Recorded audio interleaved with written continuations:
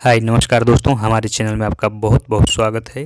दोस्तों आज मैं साइंस से रिलेटेड कुछ इंपॉर्टेंट क्वेश्चन लेकर आया हूं जो कि रेलवे एग्जाम के लिए मोस्ट इंपॉर्टेंट है। तो दोस्तों आप इस वीडियो को अंत तक देखिए। और एक बात दोस्तों, यदि आप मेरे चैनल को अभी तक सब्सक्राइब नहीं किए हैं तो इस वीडियो के नीचे जो रेड कलर का बटन है उसे दबाकर मेरे चैनल को सब्सक्राइब कीजिए, साथ में बेल आइकन को दबाइए ताकि जो भी वीडियो मैं अपडेट करूँ आप आसानी से देख सकें। चलिए दोस्तों शुरू किया जाए। पहला सवाल है, एंजाइम मूल रूप से क्या है? एंजाइम मूल रूप से क्या होता है? तो इसका आंसर हो जाएगा ऑप्शन डी, प्रोटीन। दूसरा सवाल है, विटामिन शब्द किसने प्रतिपादित किया? तो इसका आंसर है ऑप्शन ए, फंक।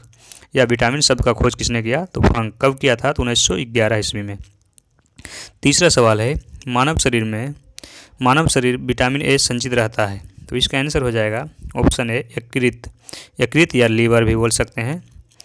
चौथा सवाल है, विटामिन सी का रासायनिक नाम क्या है? तो दोस्तों विटामिन सी का रासायनिक नाम एस्कॉर्बिक एसिड है। तो यहाँ पे आंसर हो जाएगा ऑप्शन डी, एस्कॉर्बिक अम्ल। पांचवा सवाल है, मछलियों के यकृत तेल में किस विटामिन की प्रचुरता होती है? तो दोस्तों मछली के यकृत तेल में विटामिन डी की प्रचुरता होती है। तो इसका आंसर हो जाएगा ऑप्शन डी, विटामिन डी। छठा सवाल है, सागरीय खरपतवार किसका महत्वपूर्ण स्रोत है? सागरीय खरपतवार किसका महत्वपूर्ण स्रोत है? तो इसका आंसर हो जाएगा ऑप्शन बी, आयोडीन का। सातवां सवाल है, पालक के पत्तों में किसकी मात्रा सबसे अधिक होती है? पालक के पत्तों में किसकी मात्रा सबसे अधिक होती है? तो इसका आंसर हो जाएगा विटामिन सी, आयरन की। आठवां सवाल है, केसिन दूध होता है, यानी कि केसिन जो होता है दूध में क्या होता है? तो केसिन प्रोटीन होता है। तो यहाँ पे आंसर है ऑप्शन बी, प्रोटीन। नौवां सवाल है, किस तत्व की कमी के कारण घेघा रोग होता है? तो दोस्तों आयोडीन की कमी के कारण घेघा रोग या ग्वाइटर रोग भी इसे बोलते हैं। तो इसका आंसर हो जाएगा ऑप्शन सी, आयोडीन। 10वां सवाल है, कैंसर के उपचार के लिए प्रयुक्त रेडियो आइसोटोप क्या है? तो इसका आंसर हो जाएगा ऑप्शन बी, कोबाल्ट 60। 11वां सवाल है, मिनीमाता रोग का कारण है। तो मिनीमाता रोग का क्या कारण है? तो दोस्तों जब यानी कि हमारे शरीर में पारा प्रवेश कर जाता है तो एक रोग उत्पन्न होता है जिसे हम मिनीमाता कहते हैं। तो इसका आंसर हो जाएगा ऑप्शन डी, पारा। 12वां सवाल है, सनशाइन विटामिन है।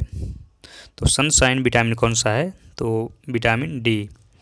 जैसा कि आप जानते हैं कि सूर्य के प्रकाश से हम लोग विटामिन यानी कि ग्रहण करते हैं, तो वही सनशाइन विटामिन, उसी को इंग्लिश में सनशाइन विटामिन कहते हैं। तो इसका आंसर हो जाएगा ऑप्शन डी, विटामिन डी।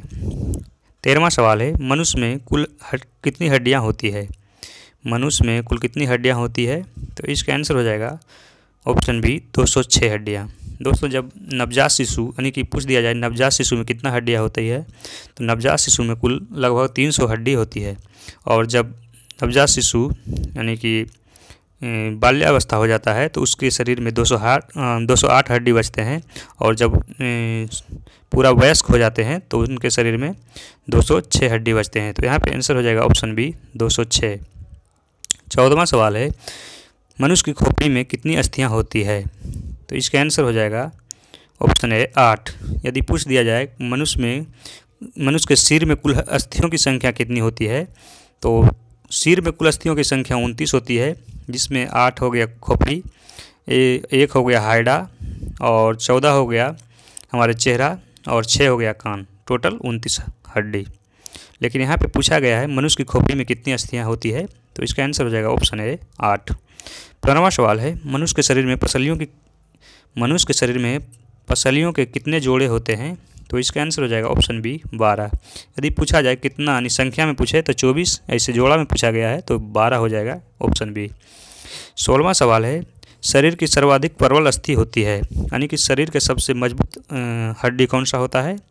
तो जबड़े के हड्डी होता है। तो यहाँ पे आंसर हो जाएगा ऑप्शन डी, जबड़े में। 17वां सवाल है, मानव शरीर की सबसे छोटी हड्डी है। तो मानव शरीर की सबसे छोटी हड्डी कौन सा है? स्टेपिस है, जो कि कान की हड्डी है।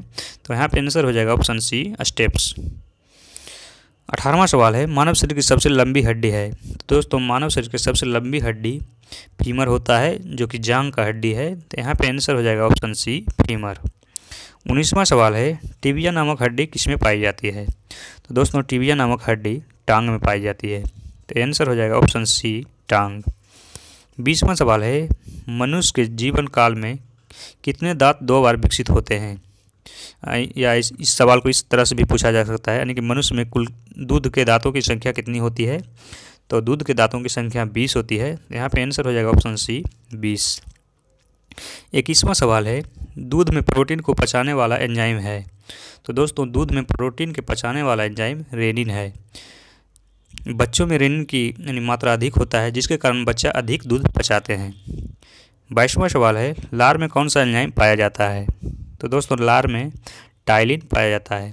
तो यहाँ पे आंसर हो जाएगा ऑप्शन ए टाइलिन। लार में कौन सा एंजाइम पाया जाता है? तो टाइलिन। 23वां सवाल है, पित्त जमा होता है। दोस्तों पित्त जमा होता है पित्ताशय में, लेकिन पित्त का निर्माण कहाँ होता है? तो यकृत या लीवर में। और यहाँ पे पूछा गया पित्त जमा कहाँ होता है? तो पित्त जमा होता है पित्ताशय में, लेकिन निर्माण कहाँ होता है? तो यकृत में। 24वां सवाल है, पेसमेकर का संबंध किससे है? तो पेसमेकर का संबंध हृदय से है। 25वां सवाल है, सोते समय रक्तदाब में क्या परिवर्तन होता है? तो सोते समय जब मनुष्य सो रहा हो तो उस समय मनुष्य का रक्तदाब घट जाता है, और जिस समय मनुष्य यानी कि दौड़ रहा हो या कोई गेम खेल रहा हो, यानी कि जैसे क्रिकेट फुटबॉल ये सब खेलते समय रक्तदाब जो होता है वो बढ़ जाता है। 26वां सवाल है, मनुष्य के शरीर में हृदय को एक बार धड़कने में कितना समय लगता है? तो दोस्तों मनुष्य को यानी कि मनुष्य के शरीर में जो हृदय होता है उसको धड़कने में यानी एक बार धड़कने में 0.8 सेकेंड लगता है। यही पूछा जाए मनुष्य के शरीर 1 मिनट में कितना बार धड़कता है? तो 1 मिनट में 72 बार धड़कता है। तो यहाँ पे पूछा गया मनुष्य के शरीर में हृदय को एक बार धड़कने में कितना समय लगता है? तो इसका आंसर हो जाएगा option C 0.8 second. Next question है, स्वस्थ मनुष्य में प्रति मिनट हृदय स्पंदन होता है। तो इसका आंसर हो जाएगा ऑप्शन बी 72 बार। 28वां सवाल है, मानव हृदय में कितने कोष्ठ होते हैं? मानव हृदय में कितने कोष्ठ या चैम्बर या वाल्व भी बोल सकते हैं। मानव हृदय में कुल कितने कोष्ठ होते हैं? तो यहाँ पे आंसर हो जाएगा ऑप्शन सी 4। 29वां सवाल है, रक्त में पाए जाने वाले धातु है। रक्त में पाए जाने वाला कौन सा धातु है? तो इसका आंसर हो जाएगा ऑप्शन सी लोहा। नेक्स्ट क्वेश्चन है, रक्त में लाल रंग निम्नलिखित में किसके कारण होता है? तो दोस्तों रक्त में लाल रंग हीमोग्लोबिन के कारण होता है। तो यहाँ पे आंसर हो जाएगा option D haemoglobin. Next question है, हीमोग्लोबिन में होता है। तो हीमोग्लोबिन में आयरन की मात्रा होती है। तो यहाँ पे आंसर है ऑप्शन ए लोहा। 32वां सवाल है, मानव रक्त का पीएच मान होता है। मानव रक्त का पीएच मान कितना होता है? तो इसका आंसर हो जाएगा ऑप्शन सी 7.4। और पूछा जाता है मानव रक्त अम्लीय है या क्षारीय? तो क्षारीय होगा, क्योंकि 7 से अधिक है पीएच मान, जिसके कारण मानव का जो रक्त है वो क्षारीय है। यदि 7 से कम रहता तो अम्लीय होता, और 7 जो है वो उदासीन को दर्शाता है, जैसे कि जल उदासीन है। 33वां सवाल है, मानव शरीर के रुधिर बैंक का कार्य कौन करता है? तो इसका आंसर हो जाएगा ऑप्शन है प्लीहा। प्लीहा को ब्लड बैंक कहा जाता है। दोस्तों ये वीडियो कैसा लगा? यदि अच्छा लगा हो तो प्लीज़ इस वीडियो को लाइक कीजिए, और यदि अभी तक मेरे चैनल को सब्सक्राइब नहीं किए हैं तो इस वीडियो के नीचे जो रेड कलर का बटन है उसे दबाकर मेरे चैनल को सब्सक्राइब कीजिए। साथ में बेल आइकन को दबाइए, ताकि जो भी वीडियो मैं अपडेट करूं आप आसानी से देख सकें। और दोस्तों इस वीडियो को अधिक से अधिक शेयर कीजिए अपने दोस्तों में।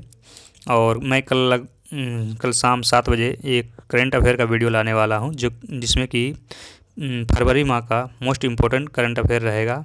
तो आप उस वीडियो को देखना मत भूलिए, और हमारे चैनल को सब्सक्राइब ज़रूर कर लीजिए। Thank you. मिलते हैं नेक्स्ट वीडियो में।